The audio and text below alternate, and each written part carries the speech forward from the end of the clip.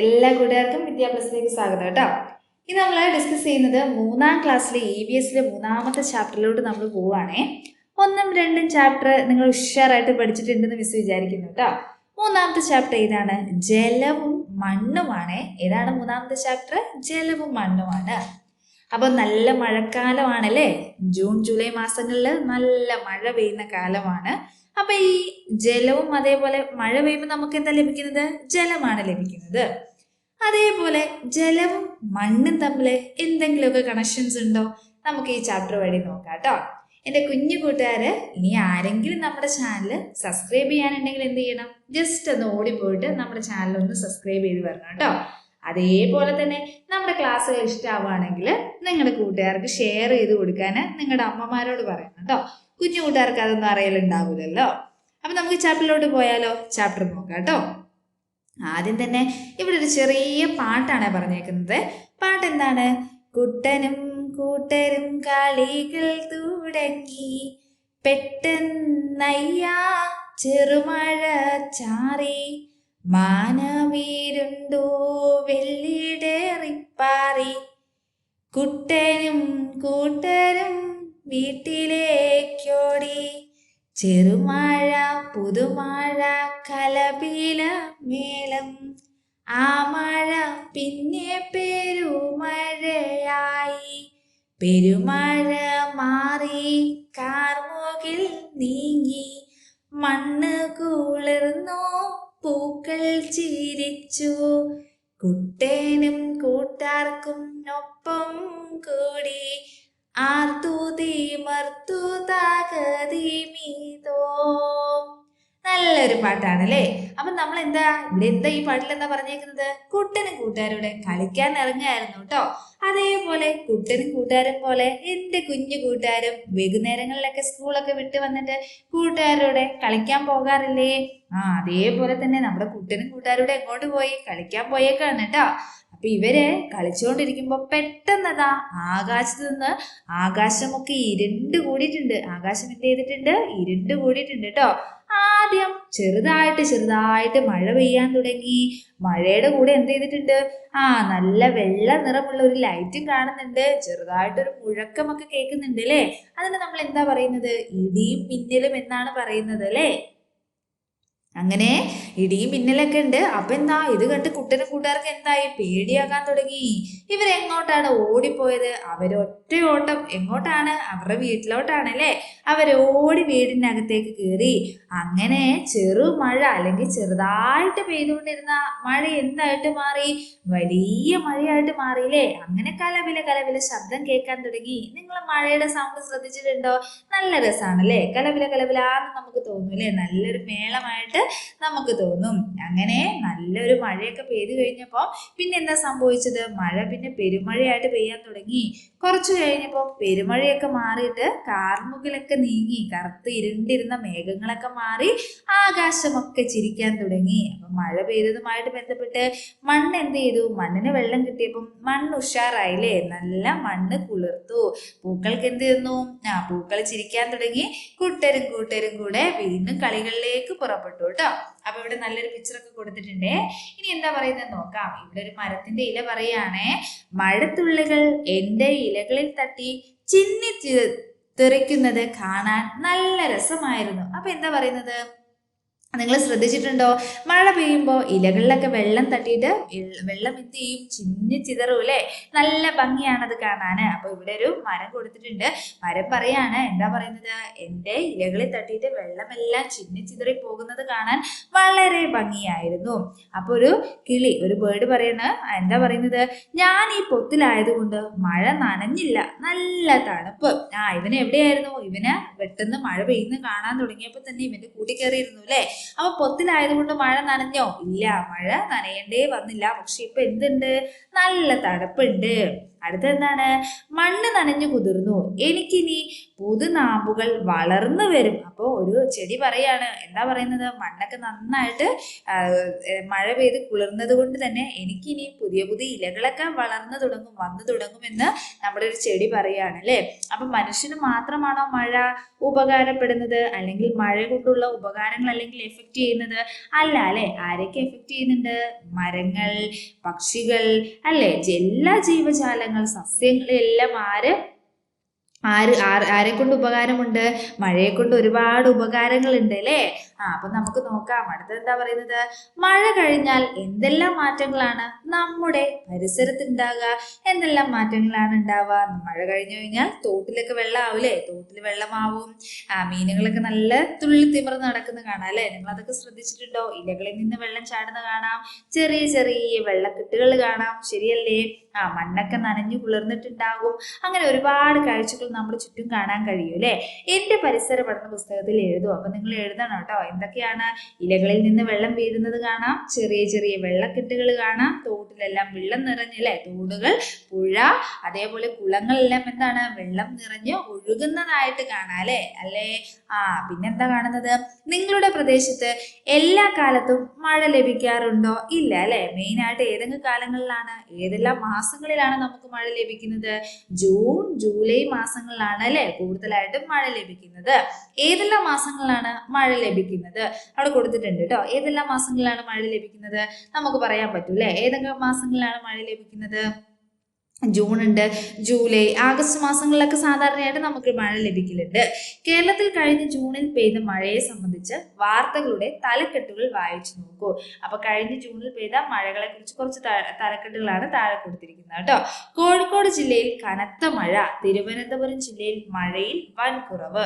അപ്പൊ എവിടെയാണ്? കോഴിക്കോട് ജില്ലയിൽ നല്ല മഴയുണ്ട്, പക്ഷെ എവിടെ അധികം മഴയില്ല? തിരുവനന്തപുരം ജില്ലയിൽ അധികം മഴയില്ല. മഴയുടെ അളവിലുള്ള വ്യത്യാസം എങ്ങനെയാവും കണ്ടെത്തിയത്?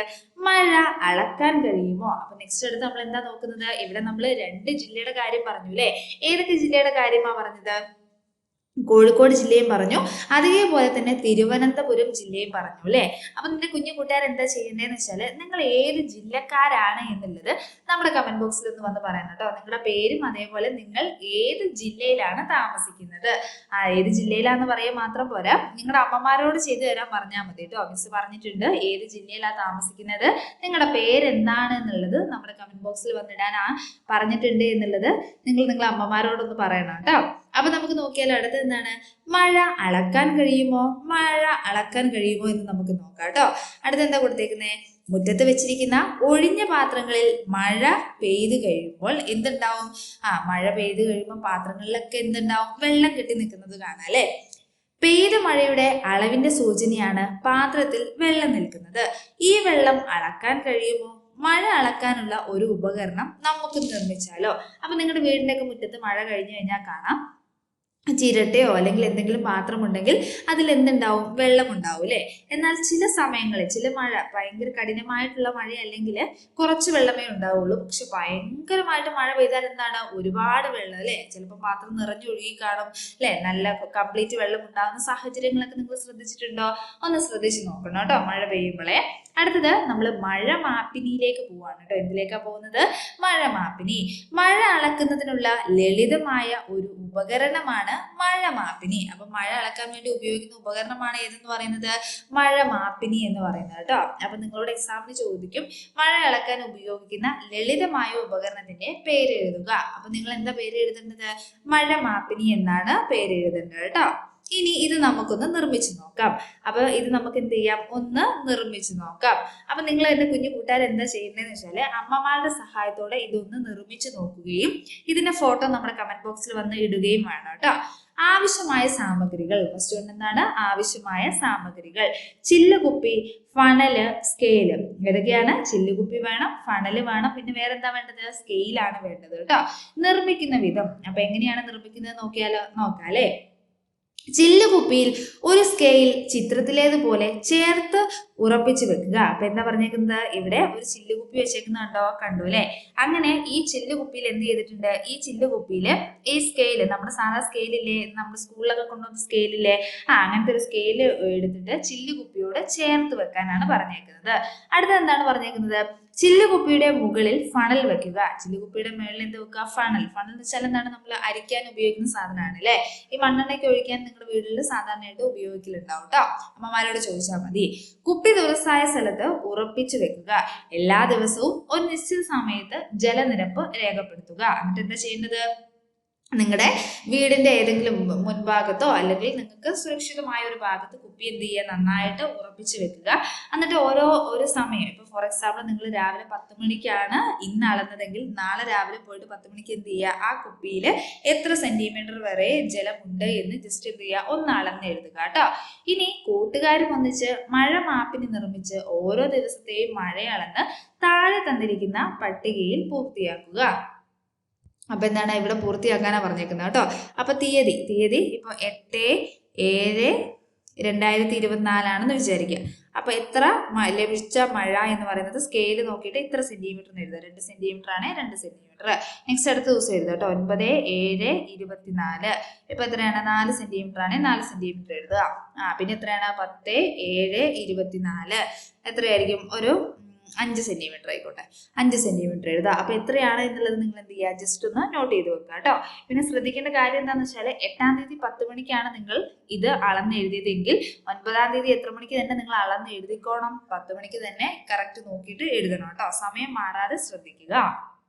അടുത്ത് നോക്കാം. ഓരോ ദിവസവും ലഭിച്ച മഴയുടെ അളവ് ക്ലാസ് മുറിയിലെ ബുള്ളറ്റിൻ ബോർഡിൽ രേഖപ്പെടുത്തുമല്ലോ. ഏറ്റവും കൂടുതൽ മഴ ലഭിച്ചത് ഏത് ദിവസമാണ്? ഏറ്റവും കുറവ് മഴ ലഭിച്ചതോ? തീരെ മഴയില്ലാത്ത ദിവസങ്ങളുമുണ്ടോ? അപ്പൊ എന്തായാലും ഉണ്ടാവും അല്ലെ. കൂടുതൽ മഴ ലഭിച്ച ദിവസം ഉണ്ടാവും, കുറവ് മഴ ലഭിച്ച ദിവസം ഉണ്ടാവും, തീരെ മഴ ലഭിക്കാത്ത ദിവസവും ഉണ്ടാവും അല്ലെ. അപ്പൊ മിസ് ജസ്റ്റ് ഇവിടെ ഒരു എക്സാമ്പിൾ ആയിട്ട് നിങ്ങൾക്ക് പറഞ്ഞുതരാം. 10 ഇനി 11 കേട്ടോ. 11/7/24. ഇന്ന് മഴയില്ല. അപ്പൊ ഇന്ന് മഴ വേണ്ട കേട്ടോ, മഴ ഇല്ലാന്ന് നമ്മൾ അങ്ങ് തീരുമാനിച്ചു. അടുത്തത് 12/7/24 എഴുതി കേട്ടോ. അന്നപ്പോ ഒരു 8 സെന്റിമീറ്റർ ആയിക്കോട്ടെ. 8 സെന്റിമീറ്റർ മഴയുണ്ട്. ഇനി നെക്സ്റ്റ് അടുത്ത എത്രയാണ്? 13/7/24 എത്രയാണ്? 1 സെന്റിമീറ്ററേ മഴയുള്ളൂ. അടുത്തത് 18. അടുത്തത് 18 അല്ല, 14 കേട്ടോ. 14/7/24. അപ്പൊ എത്രയാണ്? ഒരു 10 സെന്റിമീറ്റർ ആയിക്കോട്ടെ. 10 സെന്റിമീറ്റർ മഴയുണ്ട് എന്ന് വിചാരിക്കാം. ഇനി ചോദിച്ചേക്കുന്ന ക്വസ്റ്റ്യൻ ആൻസർ ചെയ്യാലോ. നമുക്ക് ക്വസ്റ്റ്യൻസ് വായിച്ചു നോക്കാം. എന്താണ്? ഏറ്റവും കൂടുതൽ മഴ ലഭിച്ചത് ഏത് ദിവസമാണ്? ഒന്ന് നോക്കിക്കേ. ഏറ്റവും കൂടുതൽ മഴ ലഭിച്ചത് ഏത് ദിവസമാണ്? 14-ാം തീയതിയാണ് അല്ലെ. ഏത് തീയതിയാണ്? 14-ാം തീയതി. ഇത് മിസ് ജസ്റ്റ് കൺസെപ്റ്റ് ചെയ്ത് എഴുതിയതാണ്. എന്റെ കുഞ്ഞു കൂട്ടുകാർ ഒറ്റയ്ക്ക് ചെയ്യുന്ന കേട്ടോ. നിങ്ങൾക്ക് മനസ്സിലാവാൻ വേണ്ടി പറഞ്ഞു തന്നേ ഉള്ളൂ കേട്ടോ. നെക്സ്റ്റ് അടുത്ത് എന്താ ചോദിച്ചേക്കുന്നത്? ഏറ്റവും കുറവ് മഴ ലഭിച്ചതോ? ഏറ്റവും കുറവ് മഴ ലഭിച്ചതെന്നാണ് 13-ാം തീയതി. 1 സെന്റിമീറ്റർ മഴ മാത്രമേ നമുക്ക് ലഭിച്ചിട്ടുള്ളൂ അല്ലെ. അടുത്ത എന്താണ്? തീരെ മഴ ലഭിക്കാത്ത ദിവസം ഉണ്ടോ? ഉണ്ട്. എന്നാണ് തീരെ മഴ ലഭിക്കാത്ത ദിവസം? എന്നാണ്? 11-ാം തീയതി നമുക്ക് എന്ത് ലഭിച്ചിട്ടില്ല? തീരെ മഴ ലഭിച്ചിട്ടില്ല അല്ലെ. ഇനി നമുക്ക് നോക്കാം. അടുത്ത എന്താണ്? എനിക്കും ഒരു മഴ മാപ്പിനി. എന്താണ്? എനിക്കും ഒരു മഴ മാപ്പിനി. ഒരു മഴ മാപ്പിനി വീട്ടിൽ തയ്യാറാക്കൂ. ഓരോ ദിവസവും ലഭിച്ച മഴയുടെ അളവ് എന്റെ പരിസര പഠന പുസ്തകത്തിൽ രേഖപ്പെടുത്തി കണ്ടെത്തലുകൾ അവതരിപ്പിക്കൂ. അപ്പൊ നിങ്ങളോട് സ്വന്തമായിട്ടൊരു മഴ മാപ്പിനി നിർമ്മിക്കാൻ പറഞ്ഞിട്ടുണ്ട് കേട്ടോ. മഴവെള്ളം എവിടേക്ക്? അടുത്ത എന്താണ്? മഴവെള്ളം അല്ലെ. മഴ പെയ്യുമ്പോൾ ഈ മഴവെള്ളമൊക്കെ എങ്ങോട്ടാണ് പോകുന്നത് എന്ന് നിങ്ങൾ ചിന്തിച്ചിട്ടുണ്ടോ? ഒരുപാട് വെള്ളം വരുന്നുണ്ട് അല്ലെ. ഈ വെള്ളമൊക്കെ എന്തായി പോകുന്നു? നമുക്ക് നോക്കാം. മഴ പെയ്ത് കഴിഞ്ഞാൽ മഴവെള്ളം എങ്ങോട്ടാണ് പോകുന്നത്? നിങ്ങൾ ചിന്തിച്ചിട്ടുണ്ടോ? അപ്പൊ നിങ്ങൾ എന്നെ പറഞ്ഞ എങ്ങോട്ടായിരിക്കും പോകുന്നത്? കുറെ മഴവെള്ളം മണ്ണിലോട്ട് ഇറങ്ങുന്നുണ്ട് അല്ലെ. മണ്ണിലോട്ട് ഇറങ്ങുന്നുണ്ട്. കുറെ എന്ത് ചെയ്യുന്നുണ്ട്? ഒലിച്ച് പുഴയിലേക്കും തോടുകളിലേക്കും ഒക്കെ എത്തുന്നുണ്ട് അല്ലെ. നമുക്ക് പ്രവർത്തനം ചെയ്ത് നോക്കാം. നമുക്ക് എന്ത് ചെയ്ത് നോക്കാം? പ്രവർത്തനം ചെയ്ത് നോക്കാം. ഉണങ്ങിയ മണ്ണ് നിറച്ച അടിഭാഗത്ത് ഒരു വശത്ത് ധാരമിട്ട പ്ലാസ്റ്റിക് കുപ്പി എടുക്കുക. അപ്പൊ ഇവിടെ ധാരമിട്ട് എന്തെടുത്തിട്ടുണ്ട്? പ്ലാസ്റ്റിക് കുപ്പി. ഇനി ചിത്രം 2ലേക്ക് നോക്കുക കേട്ടോ. പ്ലാസ്റ്റിക് കുപ്പി, വെള്ളം, സൂചി എന്നിവ എടുക്കുക. ചിത്രം 2ലെ വസ്തുക്കൾ ഉപയോഗിച്ച് ചിത്രം 1ലെ പാത്രത്തിലെ മണ്ണിലേക്ക് മഴ പെയ്യിപ്പിക്കൂ. അപ്പൊ എന്താ ചെയ്യേണ്ടത്? കുപ്പിയിൽ വെള്ളം നിറച്ചിട്ട് അതിന്റെ അടിയിൽ എന്ത് ചെയ്താൽ മതി? സൂചി വെച്ചിട്ട് കുത്തിട്ടാൽ മതി അല്ലെ. എന്നിട്ട് നമ്മളിങ്ങനെ ജസ്റ്റ് ഒന്ന് പ്രസ് ചെയ്യുമ്പോൾ എന്ത് ചെയ്യും? ഇതിൽ നിന്ന് മഴ പോലെ വെള്ളം വരും. മണ്ണിൽ വീണ വെള്ളത്തിന് എന്ത് സംഭവിച്ചു? കണ്ടെത്തലുകൾ അവതരിപ്പിക്കുകയും എന്റെ പരിസര പഠന പുസ്തകത്തിൽ എഴുതുകയും ചെയ്തു. ചിത്രവും വരച്ചു ചേർക്കും. അപ്പൊ നിങ്ങളോട് ഈ ചിത്രമൊക്കെ വരച്ചു ചേർക്കാൻ പറഞ്ഞിട്ടുണ്ട്. അപ്പൊ ഇതിലേക്ക് നമ്മൾ ഈ ഫസ്റ്റ് പിക്ചറിലെ 1ാമത്തെ ചിത്രത്തിലേക്ക് നമ്മൾ മഴ പെയ്യിപ്പിച്ചു കഴിഞ്ഞാൽ എന്താ സംഭവിക്കുന്നത്? ഈ വെള്ളമെല്ലാം എങ്ങോട്ട് ഇറങ്ങുന്നതായിട്ട് കാണാം? ഈ മണ്ണിലോട്ട് ഇറങ്ങുന്നതായിട്ട് നമുക്ക് കാണാൻ കഴിയും അല്ലെ. അപ്പൊ മണ്ണിലോട്ട് ഇറങ്ങി മണ്ണ് അത്യാവശ്യം നന്നായിട്ട് നനഞ്ഞു കഴിഞ്ഞാൽ ഈ ധാരത്തിലൂടെ എന്ത് പോകും? വെള്ളം മെല്ലെ ഭയങ്കരമായിട്ട് വെള്ളം ഒഴിച്ചു കഴിഞ്ഞാൽ വെള്ളം പോകുന്നതായിട്ട് നമുക്ക് കാണാൻ സാധിക്കും. അടുത്തത് ജലസ്രോതസ്സുകളിലേക്ക് പോവാണ് കേട്ടോ. അടുത്ത എന്താണ്? ജലസ്രോതസ്സുകൾ. എൻ്റെ വീട്ടിലെ കിണറിൽ നിറയെ വെള്ളമുണ്ട്. അപ്പൊ ഒരു മോള്, നിങ്ങളെ പോലെ 3ാം ക്ലാസ്സിൽ പഠിക്കുന്ന ഒരു കുഞ്ഞു പെണ്ണ് പറയാണ്, എന്താ പറയുന്നത്? എൻ്റെ വീട്ടിലെ കിണറ്റിൽ എന്തുണ്ട്? നിറയെ വെള്ളമുണ്ട്. അപ്പൊ വേറെ ഒരു കുഞ്ഞാള് പറയാണ്, അല്ലെ, ഒരു കുഞ്ഞുമോൻ പറയാണ്, ഞങ്ങളുടെ വീട്ടിൽ കുഴൽ കിണറാണ്, അതിൽ എത്ര വെള്ളമുണ്ടെന്ന് കാണാൻ കഴിയില്ല. സാധാ കിണറാണെങ്കിൽ നമുക്ക് എന്ത് ചെയ്യും? അതിൽ എത്രമാത്രം വെള്ളമുണ്ട് എന്ന്, അല്ലെങ്കിൽ ജലം എത്രമാത്രം ഉണ്ട് എന്ന് നമുക്ക് കാണാൻ പറ്റൂ, അല്ലെ? പക്ഷെ കുഴൽ കിണറിൽ നമുക്ക് കാണാൻ പറ്റുമോ? ഇല്ല. അപ്പൊ കുഞ്ഞു കൂട്ടുകാരൊന്നും പോയി നോക്കരുത് കേട്ടോ. കുഴൽ കിണറിലോട്ടൊന്നും പോയി നോക്കരുത്. കിണറിലോട്ടും അങ്ങനെ അമ്മമാരുടെ സഹായമില്ലാണ്ട് പോയി നോക്കരുതേ. അടുത്ത എന്താണ്? തൊടിയിലെ കുളത്തിൽ നിന്നാണ് കൃഷിക്കും വീട്ടിലെ ആവശ്യത്തിനുമുള്ള ജലം ഞങ്ങൾക്ക് ലഭിക്കുന്നത്. അപ്പൊ എവിടെ നിന്നാണ്? തൊടിയിലെ കുളത്തിൽ നിന്നാണ്, അല്ലെ?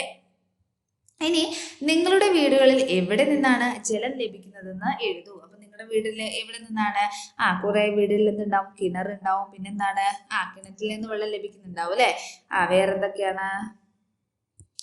കിണറുണ്ടാവും, കുളമുണ്ടാവും, പിന്നെന്താ? കുഴൽ കിണറുണ്ടാവും, കിണറ്, പിന്നെന്താണ്? കുഴൽ കിണർ, അല്ലെ?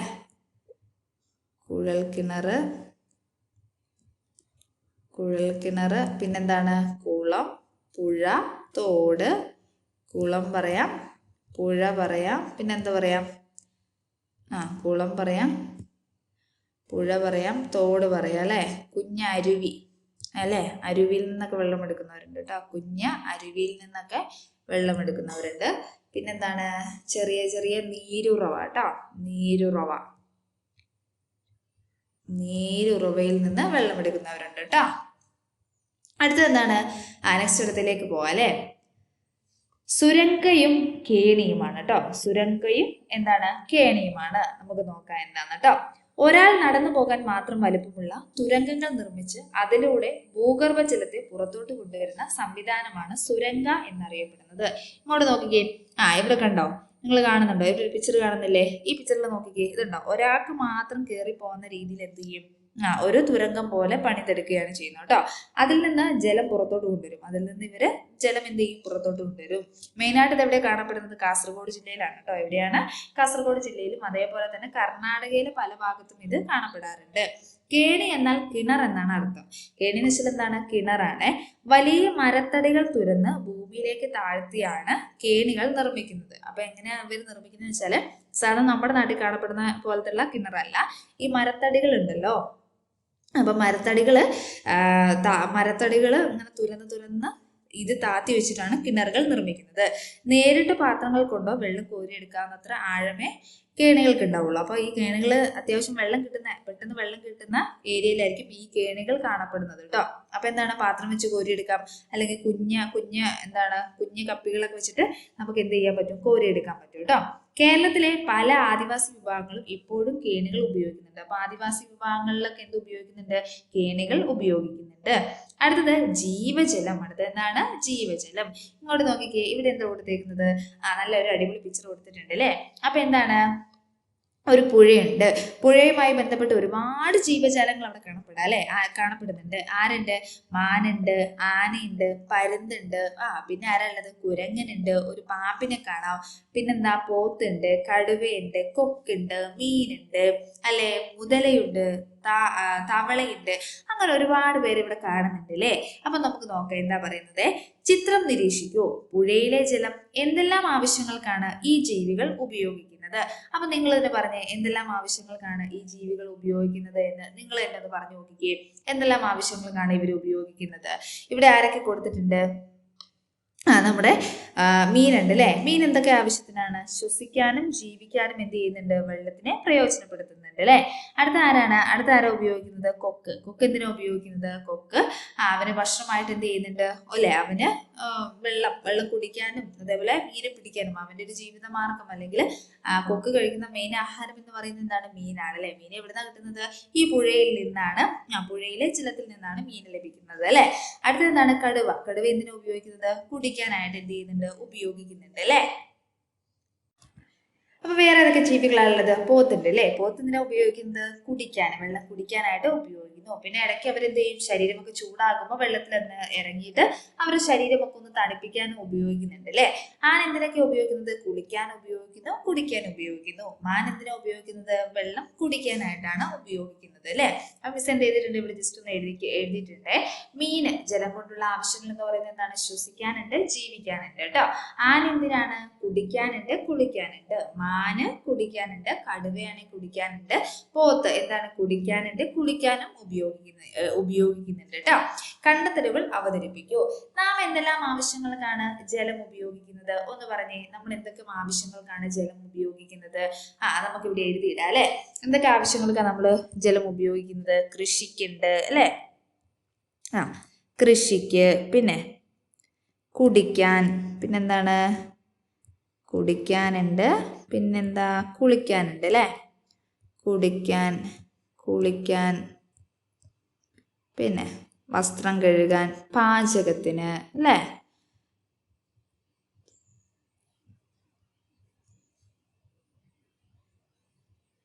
പാചകത്തിന്, ചായയാണ് കേട്ടോ. പാചകത്തിന് ഉപയോഗിക്കുന്നുണ്ട് അല്ലെ? പാചകത്തിന്, പിന്നെന്താണ്?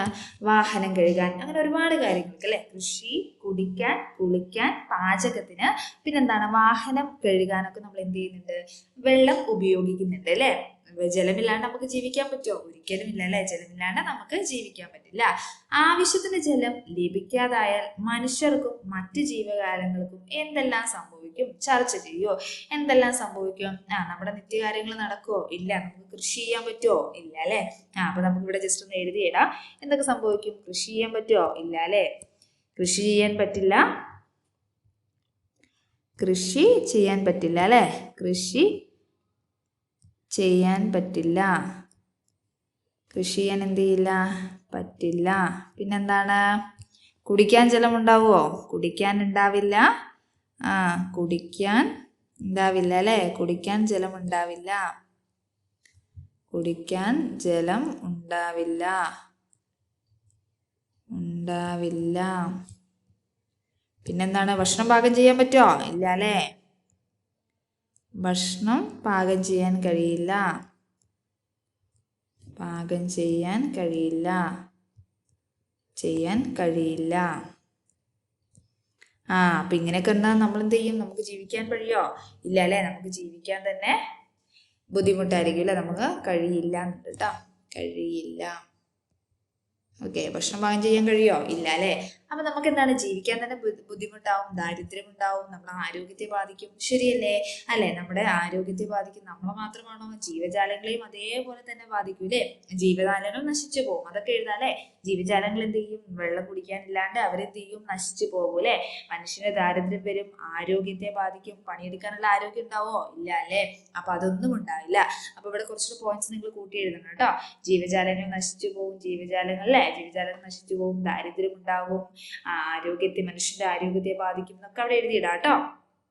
അടുത്തത്, പാഴാക്കരുതേ. നഗരമധ്യത്തിൽ കുടിവെള്ള പൈപ്പ് പൊട്ടി റോഡ് മുഴുവൻ വെള്ളത്തിൽ. നിങ്ങൾ അങ്ങനത്തെ ഒരു ഹെഡിങ്ങോടെ പല പേപ്പറും കാണാറുണ്ട് അല്ലേ? അപ്പൊ എന്താണ്? നഗരമധ്യത്തിലൊക്കെ എന്ത് ചെയ്യുന്നുണ്ട്? പൈപ്പൊക്കെ പൊട്ടി വെറുതെ വെള്ളം പോകുന്ന സാഹചര്യങ്ങൾ ഉണ്ടാവലുണ്ട്. അടുത്തെന്താ പറഞ്ഞേക്കുന്നത്? ഇത്തരത്തിലുള്ള വാർത്തകൾ നിങ്ങൾ കണ്ടിട്ടുണ്ടാകുമല്ലോ. കണ്ടിട്ടുണ്ട് അല്ലേ? ജലം പാഴാകുന്ന മറ്റു സന്ദർഭങ്ങൾ ഏതെല്ലാം എന്ന് എഴുതൂ. ടാങ്ക് നിറഞ്ഞൊഴുകുന്നത് ഒരു സാഹചര്യമാണ് അല്ലെ? ചിലവർ എന്ത് ചെയ്യും? മോട്ടർ ഇടും, എന്നിട്ട് എന്ത് ചെയ്യില്ല? മോട്ടർ ഓഫാക്കാൻ മറന്നു പോകൂലേ? അപ്പൊ ടാങ്ക് എന്ത് ചെയ്യും? വെറുതെ നിറഞ്ഞൊഴുകും. പൈപ്പ് പൊട്ടി വെള്ളം പാഴാകുന്നത് ശരിയല്ലേ? പൈപ്പ് പൊട്ടി വെള്ളം പാഴാകുന്നത് ഒരു ജലം അമൂല്യമാക്കുന്ന അല്ലെങ്കിൽ ജലം പാഴാക്കുന്ന ഒരു സന്ദർഭം തന്നെയാണ്. കുളിമുറിയിൽ ഷവർ അനാവശ്യമായിട്ട് എന്ത് ചെയ്യുന്നു? തുറന്നിടുന്നത് ശരിയല്ലേ? കുളിമുറിയിൽ എന്ത് ചെയ്യും? ഷവർ വെറുതെ തുറന്നിടും. അതേപോലെ കുളിമുറി കയറിയിട്ട് പൈപ്പ് എന്ത് ചെയ്യും? വെറുതെ തുറന്നിടും. അത് കഴിഞ്ഞിട്ട് കുറേ വെള്ളം പോയി കഴിഞ്ഞിട്ടാണ് നമ്മൾ കുളിക്കാനൊക്കെ പോകുന്നത്. അതേപോലെ ചില കുട്ടികൾ കാണാം, പല്ല് തേക്കുമ്പോൾ എന്ത് ചെയ്യും? ടാപ്പ് ആദ്യം തുറന്നിടും അല്ലേ. അങ്ങനെ കുറേ നേരത്തെ പല്ല് തേപ്പൊക്കെ കഴിഞ്ഞിട്ടായിരിക്കും നമ്മൾ എന്ത് ഓഫാക്കുന്നത്, ടാപ്പ് ഓഫ് ചെയ്യുന്നത് അല്ലേ. അപ്പൊ അങ്ങനെ ചെയ്യാൻ പാടുണ്ടോ? ഇല്ല കേട്ടോ. അപ്പൊ അതൊക്കെ നിങ്ങൾ വെള്ളം പാഴാക്കുന്ന സാഹചര്യങ്ങളാണ്, അല്ലെങ്കിൽ ജലം പാഴാക്കുന്ന സാഹചര്യങ്ങളാണ്. ജലം പാഴാക്കാതിരിക്കാൻ എന്തെല്ലാം കാര്യങ്ങൾ നമുക്ക് ചെയ്യാൻ കഴിയും? ടാപ്പുകൾ എന്ത് ചെയ്യരുത്, അനാവശ്യമായിട്ട് തുറന്നിടരുത്. ടാപ്പുകൾ എന്ത് ചെയ്യരുത്, അനാവശ്യമായിട്ട് തുറന്നിടരുത്. പാത്രം കഴുകിയ വെള്ളം പച്ചക്കറി തോട്ടവും പൂന്തോട്ടവും നനയ്ക്കാൻ ഉപയോഗിക്കാം. ശരിയല്ലേ? അപ്പൊ പാത്രം കഴുകിയ വെള്ളം കൊണ്ട് നിങ്ങൾ എന്ത് ചെയ്യണം എന്നാ പറഞ്ഞേക്കുന്നത്? പാത്രം കഴുകിയ വെള്ളം കൊണ്ട് നിങ്ങളുടെ പൂന്തോട്ടവും അതേപോലെ പച്ചക്കറി തോട്ടവും ഒക്കെ എന്ത് ചെയ്യാം, നനയ്ക്കാൻ ഉപയോഗിക്കാം. അപ്പൊ അത്രയും ജലം പിന്നെ പുതിയ ജലം എടുത്ത് നനയ്ക്കേണ്ട ആവശ്യമുണ്ടോ? ഇല്ല അല്ലെ. അപ്പൊ അത്രയും ജലം നമുക്ക് എന്ത് ചെയ്യാം, സംരക്ഷിക്കാൻ കഴിയും കേട്ടോ. അടുത്തെന്താ പറയുന്നത്? ആരെങ്കിലും ജലം പാഴാക്കുന്നത് കണ്ടാൽ അരുതേ എന്ന് പറയുക. ശരിയല്ലേ? നിങ്ങൾ കുഞ്ഞു കുട്ടികളാണ്. അപ്പം ജലം പാഴാക്കുന്നത് കണ്ടിട്ടുണ്ടെങ്കിൽ നിങ്ങൾക്ക് എന്ത് പറയാം? ജലം പാഴാക്കരുത്. ജീവന്റെ ഏറ്റവും വലിയ സ്വത്ത് എന്ന് പറയുന്നത് എന്താണ്? ജലമാണ് അല്ലെ. ജലമില്ലാണ്ട് നമുക്ക് ജീവിക്കാൻ പറ്റുമോ? ഇല്ല അല്ലെ. ജലമില്ലാണ്ട് നമുക്ക് ജീവിക്കാൻ പറ്റില്ല എന്നൊക്കെ പറഞ്ഞ് നിങ്ങൾക്ക് പറഞ്ഞു കൊടുക്കാൻ പറ്റൂല്ലേ. അടുത്തെന്താണ്? പൊതു ടാപ്പുകളിൽ നിന്ന് വെള്ളം പാഴാകുന്നത് കണ്ടാൽ നമ്മൾ എന്ത് ചെയ്യണം? വെള്ളം പാഴാകുന്നത് കണ്ടാൽ ബന്ധപ്പെട്ടവരെ അറിയിക്കണം കേട്ടോ. എന്ത് ചെയ്യണം? ബന്ധപ്പെട്ടവരെ എന്ത് ചെയ്യണം? പെട്ടെന്ന് അറിയിക്കുക. പൈപ്പ് നന്നാക്കാനുള്ള അല്ലെ, അവരറിഞ്ഞാൽ എല്ലാവരും പൈപ്പ് നന്നാക്കുള്ളൂ. അപ്പൊ നിങ്ങൾ കണ്ടിട്ടുണ്ടെങ്കിൽ ബന്ധപ്പെട്ടവരെ പെട്ടെന്ന് അറിയിക്കണം കേട്ടോ. അടുത്ത് നമ്മൾ പറയാൻ പോകുന്നത് ജലശുദ്ധീകരണമാണ്. അടുത്ത ഏതാ പറയുന്നത്?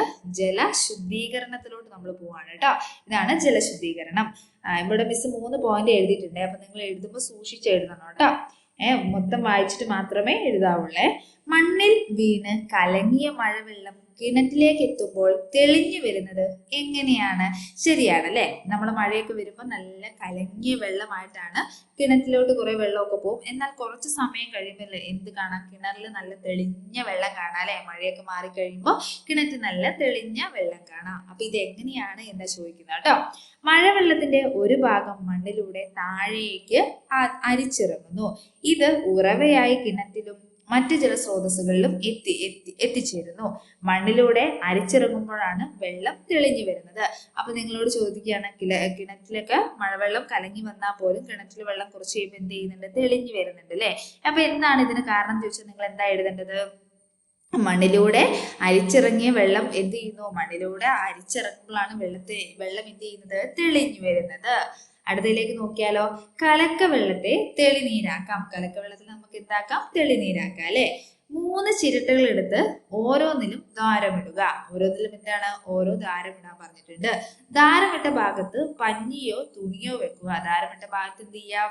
പഞ്ഞിയോ തുണിയോ വെക്കാൻ പറഞ്ഞിട്ടുണ്ട് കേട്ടോ. ചരല്, മണല്, ചിരട്ടക്കരി എന്നിവ ഓരോ ചിരട്ടകളിലായിട്ട് നിറയ്ക്കുക. അപ്പൊ ഓരോ ചിരട്ടയിൽ എന്താണ്? ഫസ്റ്റ് 1 ചരല്, രണ്ടാമത്തേൽ മണല്, മൂന്നാമത്തേൽ എന്ത് നിറയ്ക്കുക? ചിരട്ടക്കരി എന്നിവ നിറയ്ക്കുക. ഒരു ഗ്ലാസിന് മുകളിൽ ചിത്രത്തിൽ കാണുന്നത് പോലെ ക്രമീകരിക്കുക. ഇനി മുകളിലെ ചിരട്ടയിൽ കലങ്ങിയ വെള്ളം ഒഴിക്കുക. അപ്പൊ എന്താ പറഞ്ഞേക്കുന്നത്? 3 ചിരട്ട എടുക്കുക. ചിരട്ടയുടെ അടിയിൽ എന്ത് ചെയ്യുക? ഓട്ടയിടുക കേട്ടോ. എന്നിട്ട് ഇതേപോലെ സെറ്റ് ചെയ്യുക. ആദ്യത്തേല് മണല് കൊടുക്കുക, രണ്ടാമത്തേൽ എന്താണ്? ചരല്, ചിരട്ടക്കരി എന്നിവ കൊടുക്കുക കേട്ടോ. എന്നിട്ട് കലങ്ങിയ ഒരു ഗ്ലാസ് നിങ്ങൾ എന്ത് ചെയ്യുക? നല്ല കലങ്ങിയ വെള്ളം എടുത്തിട്ട് ഈ ഒരു ഭാഗത്തേക്കായിട്ട് ഒഴിച്ചു കൊടുക്കാനാണ് പറഞ്ഞേക്കുന്നത് കേട്ടോ. പിന്നെന്താ പറഞ്ഞേക്കുന്നത്? ഈ ഭാഗത്തേക്കായിട്ട് ഒഴിച്ചു കൊടുക്കുമ്പോൾ താഴോട്ട് വരുന്ന വെള്ളത്തിന്റെ പ്രത്യേകത എന്ന് പറയുന്നത് എന്തായിരിക്കും? നല്ല തെളിഞ്ഞ വെള്ളമായിരിക്കും കേട്ടോ. അപ്പൊ നിങ്ങൾ വീട്ടിൽ വെറുതെ ഇരിക്കുമ്പോൾ ജസ്റ്റ് ഒന്ന് അമ്മമാരുടെ സഹായത്തോടെ ഒന്ന് ചെയ്ത് നോക്കണേ. ഓക്കെ, ഇതേ രീതി ഉപയോഗിച്ചാണ് മഴവെള്ള സംഭരണിയിൽ ജലം അരിച്ചെടുക്കുന്നത്. അടുത്ത എന്താ പറയുന്നത്? സ്ഥാപനങ്ങളിലും വീടുകളിലും കുടിവെള്ളം ശുദ്ധീകരിക്കുന്നതിനായി ഉപകരണങ്ങൾ ഉപയോഗിക്കാറുണ്ട്. ജലക്ഷാമം രൂക്ഷമായ ചില രാജ്യങ്ങളിലും കടൽ വെള്ളം ശുദ്ധീകരിച്ച് കുടിവെള്ളമായിട്ട് ഉപയോഗിക്കുന്നു. പൊതുജല വിതരണ സംവിധാനങ്ങളിലൂടെ വീടുകളിൽ ലഭിക്കുന്ന വെള്ളം വിവിധ ജലസ്രോതസ്സുകളിൽ നിന്ന് ശേഖരിച്ച് ശുദ്ധീകരിച്ചതാണ്. അപ്പൊ എന്താണ്? നമ്മള് ചില രാജ്യങ്ങളിലൊക്കെ ഭയങ്കരമായിട്ട് വെള്ളത്തിന് ക്ഷാമമുണ്ട് കേട്ടോ. അപ്പൊ ഇവരെന്താ ചെയ്യുന്നത്? കടൽ വെള്ളത്തിന്റെ പ്രത്യേകത എന്താണ്? ഇതില് ഉപ്പിന്റെ കണ്ടന്റ് ഉണ്ടാവും അല്ലെ. ഉപ്പ് അല്ലെ. കടൽ വെള്ളത്തിന് എന്തിന്റെ രുചിയായിരിക്കും? ഉപ്പിന്റെ രുചിയായിരിക്കും. അപ്പൊ ഇവരെന്താ ചെയ്യുന്നത്? ഇത് ശുദ്ധീകരിച്ച് സാധാ പോലത്തെ വാട്ടർ ആക്കിയിട്ടാണ് ഇവര് ഉപയോഗിക്കുന്നത്. അതേപോലെ തന്നെ എന്താണ്? പൊതുജല വിതരണ സംവിധാനം. ചില സ്ഥലങ്ങളിലൊക്കെ എന്തുണ്ടാവില്ല? വെള്ളത്തിന് ക്ഷാമം വരുമ്പോ എന്താ ചെയ്യുന്നതെന്ന് വെച്ചാല് ഇവര് ഇപ്പോൾ പുഴയോ അല്ലെങ്കിൽ കുളമോ കൂടുതൽ വെള്ളമുള്ള ഏരിയയിൽ നിന്ന്, പുഴയിൽ നിന്നായിക്കോട്ടെ, അതേപോലെ തന്നെ കിണറും, ചില സ്ഥലങ്ങളിലൊക്കെ കിണറിൽ നിന്ന് വെള്ളം കൊണ്ടുവരാറുണ്ട് കേട്ടോ. പുഴയിൽ നിന്നോ കിണറിൽ നിന്നോ തോട്ടിൽ നിന്നോ കുളത്തിൽ നിന്നോ ഒക്കെ വെള്ളം വലിയ ടാങ്കർ ലോറിയിലേക്ക് ശേഖരിക്കും. അങ്ങനെ ശേഖരിച്ചു കഴിഞ്ഞ് ഇത് ശുദ്ധീകരിച്ചിട്ടാണ് ഓരോ വീടുകളിലും ഇവരെന്ത് ചെയ്യുന്നത്, വെള്ളം എത്തിക്കുന്നത് കേട്ടോ. പൊതു ജലവിതരണ സംവിധാനം അങ്ങനെയാണ് നമ്മുടെ കേരളത്തിലൊക്കെ നടപ്പാക്കുന്നത്. അടുത്തെന്താണ്, മണ്ണിലെ പ്രാധാന്യം. മണ്ണിന്റെ എന്താണ്, പ്രാധാന്യമാണ് കേട്ടോ. മണ്ണിലെ മാളങ്ങളിലാണ് ഞങ്ങളുടെ താമസം. ആരാണ്, മുള്ളംപന്നിയാണ് പറയുന്നത് അല്ലെ. എവിടെയാണ് താമസിക്കുന്നത്, മണ്ണിലാണ് ഇവരുടെ താമസം. മണ്ണിലായിരുന്നു, ജലം ലഭിച്ചപ്പോൾ പുറത്തു വന്നു. ഇവരും എവിടെയായിരുന്നു, മണ്ണിന്റെ ഉള്ളിലായിരുന്നു. ജലം ലഭിച്ചപ്പോൾ എന്ത് ചെയ്തു, ഞങ്ങള് പുറത്തോട്ട് വന്നു. ഞാൻ എന്നും മണ്ണിൽ തന്നെ. ഇവനെന്താ പറയുന്നത്, മണ്ണിലെ എന്താ പറയുന്നത്, അവൻ എന്നും എന്താണ്, മണ്ണിൽ തന്നെ. മണ്ണ് കൊണ്ട് ജന്തുക്കൾക്കും സസ്യങ്ങൾക്കും എന്തെല്ലാം പ്രയോജനങ്ങളാണ് ഉള്ളത്. നമുക്കോ എന്തൊക്കെ പ്രയോജനങ്ങളാണ് ഉള്ളത്? മെയിനായിട്ട് ഭക്ഷണം അല്ലെ, അവരുടെ വാസസ്ഥലമാണ്. അതേപോലെ കൃഷിക്ക്, ആഹാരം, വസ്ത്രം, പാർപ്പിടം എല്ലാം എന്തുമായിട്ട് കണക്റ്റഡ് ആണ്, മണ്ണുമായിട്ട് കണക്റ്റഡ് ആണ് അല്ലെ, അല്ലെങ്കിൽ മണ്ണുമായിട്ട് ബന്ധപ്പെട്ട് കിടക്കുന്നു. അടുത്തത് എന്താണ്, രൂപങ്ങൾ നിർമ്മിക്കാം. എന്റെ കുഞ്ഞു കൂട്ടുകാരെങ്ങനെ നിർമ്മിക്കലുണ്ടോ? മിസ്സിന്റെ ഒക്കെ ചെറിയ കാലങ്ങളിൽ, മിസ്സൊക്കെ ചെറുതായിരുന്നപ്പം ഞങ്ങളുടെയൊക്കെ മെയിൻ പരിപാടിയായിരുന്നു കേട്ടോ. കളിമണ്ണ് ശേഖരിക്കും, എന്നിട്ട് പലതരത്തിലുള്ള രൂപങ്ങളൊക്കെ ഉണ്ടാക്കും. അങ്ങനെ സ്കൂളിലൊക്കെ എന്തെങ്കിലും ഫെസ്റ്റിവൽസ് ഒക്കെ ഉണ്ടാകുമ്പോൾ, എന്തെങ്കിലും എക്സിബിഷൻസും കാര്യങ്ങളൊക്കെ ഉണ്ടാകുമ്പോൾ നമ്മൾ ഈ രൂപങ്ങളൊക്കെ കൊണ്ടുപോയിട്ട് പ്രദർശിപ്പിക്കാറുണ്ടായിരുന്നു കേട്ടോ. ഇപ്പം എന്റെ കുഞ്ഞു കൂട്ടുകാർ ഇങ്ങനെയൊക്കെ ചെയ്യാറുണ്ടോ? ചെയ്യുന്നവര് നമ്മുടെ കമന്റ് ബോക്സിൽ വന്നൊന്ന് പറയണേ. കളിമണ്ണ് കൊണ്ടുണ്ടാക്കിയ രൂപങ്ങൾ കണ്ടല്ലോ, നമുക്ക് ഇതേപോലെ ഉണ്ടാക്കി നോക്കാം. നമുക്കും എന്ത് ചെയ്യാം, ഇതേപോലെ ഉണ്ടാക്കി നോക്കാം അല്ലെ. നിങ്ങൾ നിർമ്മിച്ച കളിമൺ രൂപങ്ങൾ പ്രദർശനം സംഘടിപ്പിക്കൂ. അപ്പൊ എന്താണ്, പ്രദർശനം നിങ്ങളുടെ സ്കൂളിൽ സംഘടിപ്പിക്കാനാണ് പറഞ്ഞേക്കുന്നത് കേട്ടോ. അപ്പൊ ടീച്ചർ സംഘടിപ്പിച്ചു തരും കേട്ടോ. നിങ്ങളുടെ സ്കൂളിൽ നിങ്ങളുടെ ക്ലാസ് ടീച്ചർ എന്ത് ചെയ്യും, ഇതൊക്കെ സംഘടിപ്പിച്ചു തരും. നിങ്ങൾ അടിപൊളി രൂപങ്ങളൊക്കെ ഉണ്ടാക്കി കൊണ്ടോണേ. രൂപങ്ങൾ ഉണ്ടാക്കാൻ ഉപയോഗിച്ച മണ്ണിന്റെ പ്രത്യേകത എന്താണ്? അപ്പൊ നമ്മൾ സാധാരണയായിട്ട് കളിമണ്ണാണ് യൂസ് ചെയ്യുന്നത് കേട്ടോ. അങ്ങനത്തെ രൂപങ്ങൾ ഉണ്ടാക്കാൻ എന്താ യൂസ് ചെയ്യല്, കളിമണ്ണ്. അപ്പൊ ഈ കളിമണ്ണിന്റെ പ്രത്യേകത എന്താ വെച്ചാല്, ഇത് നമ്മൾ കുഴയ്ക്കുമ്പോൾ ഇങ്ങനെ ഒരു പശ പോലെ ഇരിക്കും. പശ പോലെ എന്ന് വെച്ചാൽ ഇത് പെട്ടെന്ന് സെറ്റ് ആവും. നമ്മൾ എന്തെങ്കിലും രൂപങ്ങളൊക്കെ ഉണ്ടാക്കാനാണെങ്കിൽ ഇത് പെട്ടെന്ന് ഇങ്ങനെ കുഴഞ്ഞു കിട്ടും. അതേപോലെ ഒരു പശ ആകൃതിയിലാണ്. അങ്ങനെ നമ്മൾ രൂപങ്ങൾ ഉണ്ടാക്കി വെയിലത്ത് വെച്ച് ഉണക്കുകയാണ് ചെയ്യുന്നത് കേട്ടോ. നിറം, തരികളുടെ വലിപ്പം എന്നിവ പരിശോധിക്കാം. നമ്മുടെ പരിസരത്ത് എല്ലായിടത്തും മണ്ണ് ഒരുപോലെയാണോ? നമുക്ക് പരിശോധിക്കാം അല്ലെ. നിങ്ങൾ എന്ത് ചെയ്യുക, നിങ്ങളുടെ വീടിന്റെ തന്നെ പരിസരത്ത് എല്ലാ സ്ഥലത്തും ഒരുപോലത്തെ മണ്ണാണോ എന്നുള്ളത് ജസ്റ്റ് നിങ്ങൾ എന്ത് ചെയ്യണം, ഒന്ന് പരിശോധിക്കണം കേട്ടോ. സ്കൂൾ മുറ്റം, മരച്ചുവട്, ജൈവ വൈവിധ്യ ഉദ്യാനം, അതേപോലെ എന്താണ്, കളിസ്ഥലം എന്നിവിടങ്ങളിൽ നിന്ന് മണ്ണ് ശേഖരിച്ചു നോക്കൂ. എന്നിട്ട് പട്ടിക പൂർത്തിയാക്കാനാണ് പറഞ്ഞേക്കുന്നത് കേട്ടോ. അവരുടെ കുഞ്ഞു കൂട്ടുകാർ എന്ത് ചെയ്യണം, ഇത് നിങ്ങൾ സ്വന്തമായിട്ട് ചെയ്യണേ. അപ്പൊ മിസ് കുറച്ച് എക്സാമ്പിൾസ് ഒക്കെ പറഞ്ഞുതരാം. ചുമന്ന മണ്ണുണ്ട് കേട്ടോ. നമ്മുടെ കേരളത്തിൽ കാണപ്പെടുന്ന മണ്ണാണ് ചുമന്ന മണ്ണ് എന്ന് പറയുന്നത്. കൂടുതലായിട്ട് ഇത് ഏത് ജില്ലയിലാണ്? തിരുവനന്തപുരം ജില്ലയിലാണ് കാണപ്പെടുന്നത്. ഏത് ജില്ലയിലാണ്? തിരുവനന്തപുരം ജില്ലയിലാണ്. അപ്പൊ ഈ മണ്ണിന് പ്രത്യേകത എന്താണെന്ന് വെച്ചാല് അമ്ല സ്വഭാവമുള്ളതാണ് ഈ മണ്ണെന്ന് പറയുന്നത്. അപ്പൊ ഇതിൽ ചെയ്യുന്ന പ്രധാന കൃഷികൾ എന്ന് പറയുന്നത് തെങ്ങ്, കവുങ്ങ്, വാഴ, കിഴങ്ങ് വർഗ്ഗങ്ങൾ, പച്ചക്കറികൾ, പഴവർഗ്ഗങ്ങൾ എന്നിവയാണ് ഇതില് പ്രധാനമായിട്ട് നമ്മൾ ചെയ്തു വരുന്നത് കേട്ടോ. അപ്പൊ ഏകദേശം ചുവന്ന മണ്ണെന്ന് വെച്ചാൽ ഏകദേശം ഏത് നിറവുമായിട്ട് ബന്ധമുണ്ടാവും? ചുവപ്പ് നിറവുമായിട്ട് ബന്ധമുണ്ടാവും അല്ലെ. അടുത്തത് വെട്ടുകൽ മണ്ണാണ് കേട്ടോ. അടുത്ത ഏത് മണ്ണാണ്? വെട്ടുകൽ മണ്ണാണ്. അത് നമ്മുടെ കേരളത്തിൽ കാണപ്പെടുന്നതാണ്. ഈ വെട്ടുകൽ മണ്ണ് എന്ന് പറയുന്നത് എവിടെ കാണപ്പെടുന്നതാണ്? നമ്മുടെ കേരളത്തിലായിട്ട് കാണപ്പെടുന്നതാണ്. തെങ്ങ്, റബ്ബർ, കശുമാവ്, കവുങ്ങ്, വാഴ എല്ലാം കൃഷി ചെയ്യാൻ പറ്റിയ ഒരു മണ്ണാണ് എന്തെന്ന് പറയുന്നത്, വെട്ടുകൽ മണ്ണ് എന്ന് പറയുന്നത് കേട്ടോ. അത് ഏകദേശം ഒരു എന്താണ്, ഒരു വരണ്ട ടൈപ്പ് മണ്ണായിരിക്കും ഈ വെട്ടുകൽ മണ്ണ് എന്ന് പറയുന്നത്. പിന്നെ വന മണ്ണുണ്ട് കേട്ടോ. എന്താണ്? വന മണ്ണ്. അപ്പോൾ വനപ്രദേശങ്ങളൊക്കെ കൂടുതലായിട്ട് കാണപ്പെടുന്ന മണ്ണാണ്. അതേപോലെ ഫോസ്ഫറസ്, പൊട്ടാസ്യം അങ്ങനെ തുടങ്ങിയവയൊക്കെ മൂലകങ്ങളൊക്കെ അടങ്ങിയിട്ടുണ്ട് കേട്ടോ ഈ മണ്ണില്. മിസ് ജസ്റ്റ് ഒന്ന് പറഞ്ഞതേ ഉള്ളൂ. അപ്പൊ നിങ്ങൾ എന്ത് ചെയ്യുക, നിങ്ങളുടെ പ്രദേശത്തുള്ള മണ്ണുകൾ കണ്ടെത്തി ഇതിന്റെ പ്രത്യേകതകളും എന്ത് ചെയ്യണം, ജസ്റ്റ് ഒന്ന് കണ്ടുപിടിക്കണേ. നിങ്ങൾക്ക് പ്രത്യേകതകൾ കിട്ടുന്നില്ലെങ്കിൽ നമ്മുടെ കമന്റ് ബോക്സിൽ വന്നിട്ടാൽ മതി. മിസ് അതിന്റെ പ്രത്യേകതകൾ നിങ്ങൾക്ക് പറഞ്ഞു തരാം കേട്ടോ. അടുത്ത മണ്ണിന്റെ കഥ. അടുത്ത എന്താണ്? മണ്ണിന്റെ കഥ. കൂട്ടുകാരെ, എന്നെ നിങ്ങൾക്ക് പരിചയമുണ്ടല്ലോ. ഞാനാണ് മണ്ണ്. അപ്പൊ ഇവിടെ കൊടുത്തിട്ടുണ്ട്, മണ്ണിനെ കൊടുത്തിട്ട് പറഞ്ഞേക്കാണ്. ഞാൻ പലതരത്തിലും പല വിധത്തിലുമുണ്ട്. ഓരോ പ്രദേശത്തും എന്റെ സ്വഭാവം വ്യത്യാസപ്പെട്ടിരിക്കുന്നു.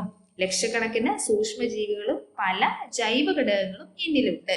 ആയിരക്കണക്കിന് വർഷത്തെ നിരന്തരമായ ജൈവ അജൈവ പ്രവർത്തനത്തിലൂടെയാണ് ഞാൻ ഈ വിധത്തിൽ രൂപപ്പെടുന്നത്.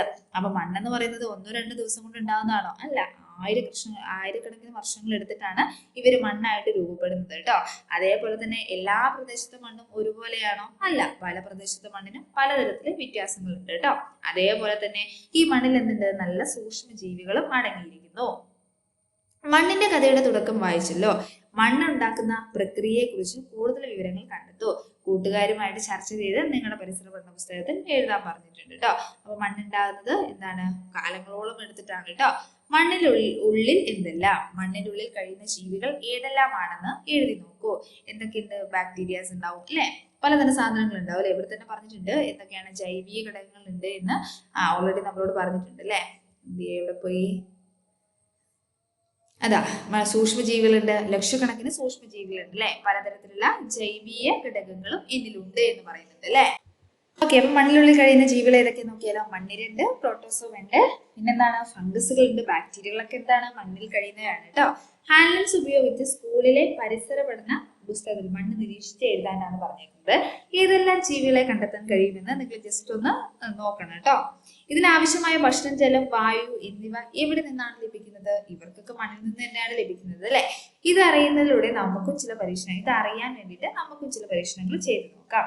മണ്ണിൽ വായു ഉണ്ടോ? എങ്ങനെ കണ്ടെത്താം? ഏതാനും ഉണങ്ങിയ മൺകട്ടകൾ എടുക്കുക.